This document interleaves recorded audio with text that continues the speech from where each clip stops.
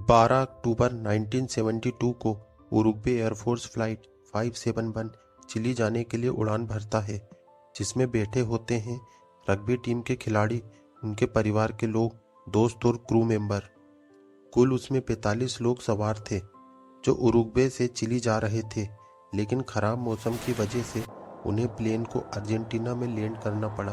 फिर वह अगले दिन 13 अक्टूबर दोपहर 2:18 पर उड़ान भरता है और यह ग्लेशियर से होकर गुजरता है।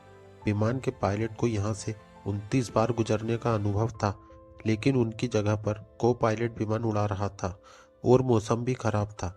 को पायलट ने तूफान को पार किया और चिली के सेंटियागो एटीसी को संपर्क करते हुए विमान नीचे उतारने की इजाजत मांगता है।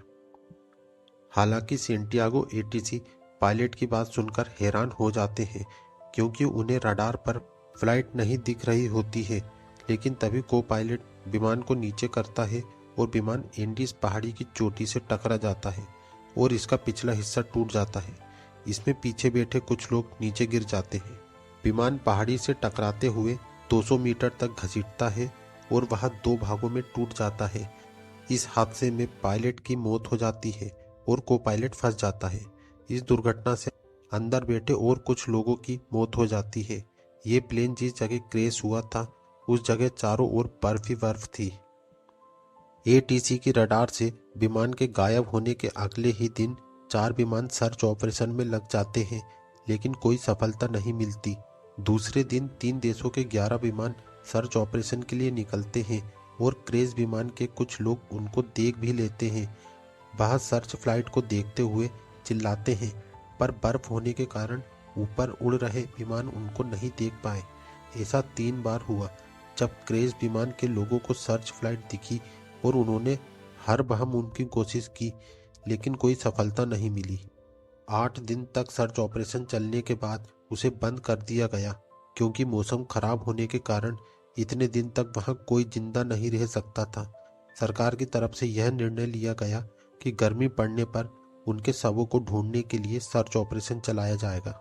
एंडीज पहाड़ी पर फंसे लोगों ने माइनस तापमान से बचने के लिए टूटे फ्लाइट के टुकड़ों को इकट्ठा किया और उसकी सील करने की कोशिश की।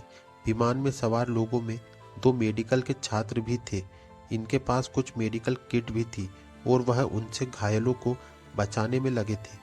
लेकिन 9वें दिन एक और शख्स की मौत हो गई। अब खुद को जिंदा रखने के लिए जंग शुरू होती है। विमान में खाने के लिए कुछ ज़्यादा सामान नहीं था, क्योंकि इनको ज़्यादा लंबा सफ़र करना नहीं था। इनके पास खाने के नाम पर 8 चॉकलेट के डिब्बे, जैम के 3 बोतल, खजूर, ड्राई फ्रूट, कैंडीज और कुछ बोतल वाइन की थी। उनके पास जो पानी था वो भी खत्म हो गया था। अब विमान में सिर्फ 27 लोग ही जिंदा बचे थे और उनको पता नहीं था कि कैसे जिंदा रहे। विमान में जो सामान रखा था वो उन लोगों ने बराबर बराबर बांट लिया और पीने के पानी के लिए बर्फ को पिघलाया गया। लेकिन 11वें दिन किसी की नज़र विमान में पड़े एक रेडियो पर पड़ी और वह उसको बनाने में लग गया। रेडियो ठीक तो हुआ, लेकिन उसमें सिर्फ मैसेज आ सकते थे, जा नहीं सकते थे। रेडियो ठीक करने वाले शख्स ने सुना कि सरकार ने सर्च ऑपरेशन बंद कर दिया है और बचे हुए लोगों के पास आया और कहा गुड न्यूज़ है। उसकी बात सुनकर सभी खुश हो गए, तो उसने कहा कि हमारी मदद के लिए कोई नहीं आएगा और सरकार ने सर्च ऑपरेशन रोक दिया है। उसकी बात सुनकर वह लोग गुस्सा होते हैं कि इसमें गुड न्यूज़ क्या है। तो वह कहता है कि इसमें गुड न्यूज़ यह है कि अब हमारी मदद करने के लिए कोई नहीं आएगा। हमें जिंदा रहने और यहाँ से निकलने के लिए खुद पर ही निर्भर रहना पड़ेगा।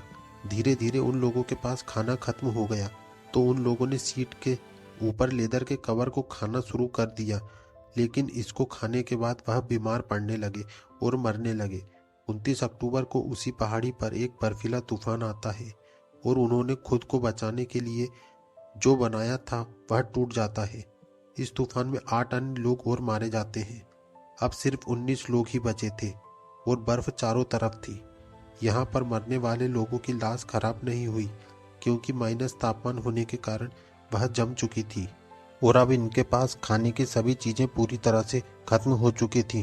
बचे हुए लोग बैठकर यह बात करने लगे कि अब जिंदा रहने के लिए क्या करें। और फिर तभी ऐसा फैसला होता है कि यह जो लाशें बाहर पड़ी हैं यह ही हमको जिंदा रख सकती हैं। लेकिन सबसे बड़ी बात यह थी कि यह लाश उनके अपनों की थी। प्लेन के टूटे कांच के टुकड़े बनाकर लाशों के मांस को काटा गया और पहली बार उसको खाया गया। और फिर वो लोग आपस में यह समझौता करते हैं कि हम में से जो भी मरेगा उसकी लाश को वो लोग खा सकते हैं। और फिर 34वें दिन एक और मौत हो जाती है और अब 19 में से 18 बचते हैं। 37वें दिन एक अन्य शख्स की और मौत हो जाती है और 60वें दिन भी एक मर जाता है। जिसके बाद विमान में सवार हुए 45 लोगों में से सिर्फ 16 लोग ही बचते हैं। पूरे 2 महीने बीत जाने के बाद उनका वजन भी आधा हो जाता है। 60वें दिन इनमें से 2 प्लेयर यह तय करते हैं, लिंडा और केनेसा, कि हम यहाँ पर बैठकर नहीं मरेंगे और बचने के लिए यहाँ से बाहर निकलेंगे। यह 11,000 फीट की ऊंचाई पर थे और समय समय पर यहाँ से निकलने की कोशिश करते थे। एक तीसरा शख्स भी इनके साथ शामिल हो जाता है। बर्फ ज़्यादा होने के कारण हाथ पैर को गलने से बचाने के लिए फ्लाइट की सीट के कवर और दूसरे सामानों को मिलाकर ड्रेस तैयार की जाती है। लाशों के कपड़े उतारकर पहनते हैं और यहाँ से निकल जाते हैं। फैसला ये होता है कि यहाँ से पश्चिम की तरफ जाएंगे और यह 3 दिन तक चलते हैं। 3 दिन के बाद उनके पास जो खाना था वह खत्म होने लगता है। ऐसे में यह तय किया जाता है कि तीसरा शख्स वापस लौट जाए। वापस जाने के लिए रास्ता आसान था और यह लोग 3 दिन के सफर में जहाँ पर पहुँचे थे तीसरे शख्स को वहाँ से वापस लौटा देते हैं। इन दोनों को चलते चलते 8 दिन बीत गए और उनमें से एक शख्स को ऐसी पहाड़ी दिखती है जिस पर बर्फ नहीं थी। यह उसकी तरफ चल देते हैं और 10वें दिन वहां पर पहुंच जाते हैं। यह दोनों 21 दिसंबर को वहां पर हरियाली और गाय देखते हैं। दोनों लगातार चले जा रहे थे लेकिन बोलने की हालत में नहीं थे। दोनों चलते चलते नदी के किनारे पहुंच जाते हैं। तभी उनको दूसरी तरफ 3 लोग दिखाई देते हैं। यह दोनों पूरी जोर से चिल्लाते हैं लेकिन नदी के पानी के शोर में उनकी आवाज दब जाती है।